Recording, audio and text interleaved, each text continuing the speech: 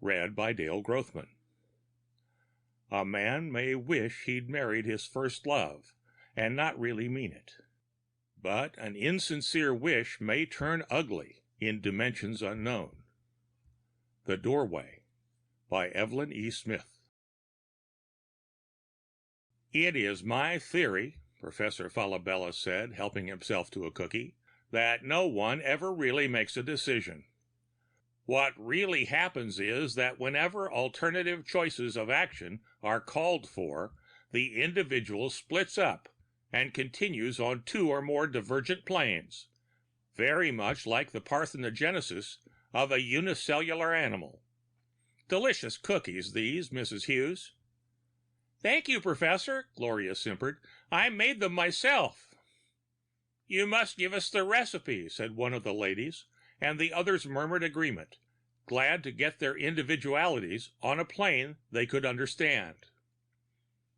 Since most decisions are hardly as momentous as the individual imaginations, Professor Falabella continued, and since the imagination of the average individual is very limited, many of these different planes, or as they are colloquially known, space-time continuums, may exist in close, even tangential relationships. Gloria rose unobtrusively and took the teapot to the kitchen for a refill. Her husband stood by the sink, moodily drinking whiskey out of the bottle, so as to avoid having to wash a glass afterwards. Bill, you're not being polite to our guests. Why don't you go out and listen to Professor Falabella? I can hear him perfectly well from here, Bill muttered, and indeed the professor's mellifluous tones pervaded every nook and cranny of the thin-walled house. Long-winded cultist. What is he a professor of, I'd like to know? Professor Falabella is not a cultist, affirmed Gloria angrily. He's a great philosopher. Bill Hughes said something unprintable. If I'd married Lucy Allison, he continued unkindly, she'd never have filled the house with long-haired cultists on my so-called day of rest. Gloria's soft chin trembled and her blue eyes filled with tears. She was beginning to put on weight, he noticed. I've been hearing nothing but Lucy Allison, Lucy Allison, Lucy Allison for the past year. You said yourself she looked like a horse. Horses, he observed, have sense. He was being brutal, but he couldn't help it and didn't want to. Professor Falabella was only the most long-winded of a long series of mystics Gloria was forever dragging into the house.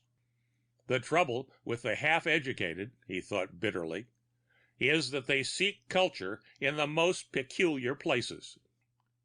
I'll bet she would let me have peace on Sunday, he said.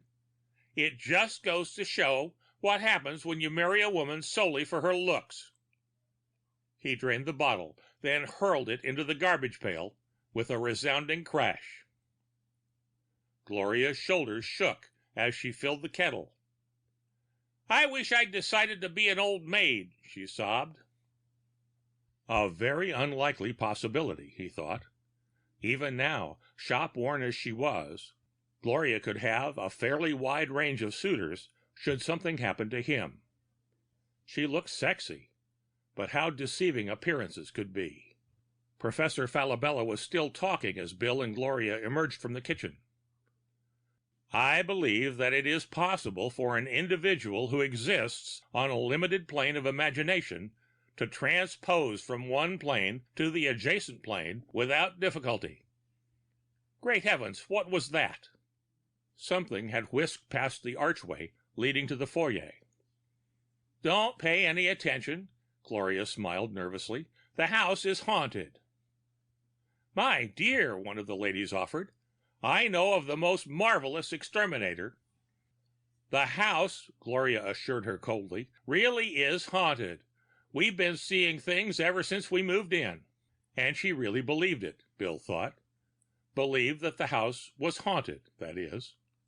Of course, He had seen things too, but he was enlightened enough to know that ghosts don't exist, even if you do see them. Professor Falabella cleared his throat. As I was saying, it is possible to send an individual through another, well, dimension, as some popular writers would have it, to one of his other spatial existences on the same temporal plane.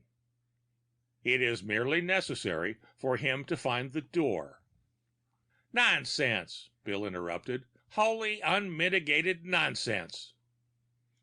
Every head swiveled to look at him. Gloria restrained tears with an effort. Brute, somebody muttered. But ridicule apparently only stimulated the professor. He beamed. You don't believe me. Your imagination cannot extend to the comprehension of the multifariousness of space. Nonsense, Bill said again, but less confidently. I believe I have discovered the doorway, Professor Falabella continued, and the way is open. However, most people fear to penetrate the unknown, even though it is to enter another phase of their own existence. I do admit that the shock of spatial transference, no matter how slight, combined with the concrete awareness of a previous spatial relationship, would perhaps be too much for the keenly sensitive individualism. Bill opened his mouth. I know what you're about to say, young man. You don't have to be a mind reader to know that, Bill assured him. His consonants were already a little slurred, and he knew Gloria was ashamed of him. It served her right. He'd been ashamed of her for years. Professor Falabella smiled. His teeth were very sharp and white. Very well, Mr. Hughes. Since you're a skeptic, perhaps you will not object to being the subject of our experiment yourself. What kind of an experiment? Bill asked suspiciously. Merely go through the door. Any door can become the doorway if it is transposed into the proper spatial dimension. That door, for instance. Professor Falabella waved his hand toward the doorway of what Gloria liked to call Bill's study. You mean you want me to open the door and go into that room? Bill asked incredulously. That's all? That is all. Of course, you go with the awareness that it is the threshold of another plane, and that you step voluntarily from this existence into an adjacent one. Sure, Bill said. He had just remembered there was a nearly full bottle of Calvert in the bottom drawer of the desk. Sure, anything to oblige. Very well. Go to the door and keep remembering that of your own free will you are passing from this plane to the next. Look out, everybody, Bill called raucously as he pulled open the door. I'm coming in on the next plane. No one laughed. He stepped over the threshold, shutting the door firmly behind him. A wonderful excuse to get away from those blasted women. He'd climb out of the window as soon as he'd collected the whiskey and give them a nervous moment, thinking he'd really passed into another existence.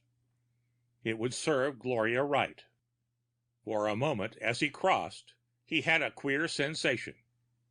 Maybe there was something in what Professor Falabella said. But no, there he was in the study. All that mumbo-jumbo was getting him down. That was all. He was a nervous man, only nobody appreciated the fact. Taking a cigarette out of the pack in his pocket, he reached for the lighter on his desk. It wasn't there. Time and time again he'd told Gloria not to touch his things, and always she disobeyed him. Company was coming, and she must tidy up. Cooking and cleaning, that was all she was good for. But this was carrying tidiness too far. She'd even removed the ashtrays. And where did that glass block paperweight come from? He'd had a penguin in a snowstorm, and he'd been happy with it. This was too much. He'd tell Gloria off. Stealing a man's penguin. He opened the door into the living room and bumped into Lucy Allison. "Don't you think you've been in there a long time, Bill?" she asked acidly. "I'm sure your guests would appreciate catching a glimpse of you." "Why, hello, Lucy," he said, surprised. "I didn't know Gloria had invited you." "Gloria, Gloria, Gloria." Lucy cut across his sentence. "You've been talking about nothing but that dumb little blonde for months." Because of the people in the room beyond, her voice was pitched low, but her pale eyes glittered unpleasantly behind her spectacles. "I wish you had married her. You'd have made a fine pair." Gently, carelessly, the short hairs on the back of Bill's neck rose. "Come back in here," Lucy said, hauling him back into the living room, where a number of people who had been enjoying the domestic fracas suddenly broke into loud and animated chatter. "Dr. Hildebrand was telling us all about nuclear fission." "I can't find an ashtray," Bill muttered, seizing on something tangible. "Can't find an ashtray in the whole darned place." "We've been over this a million times, Bill. You know." She smiled at the guests, a smile that carefully excluded Bill.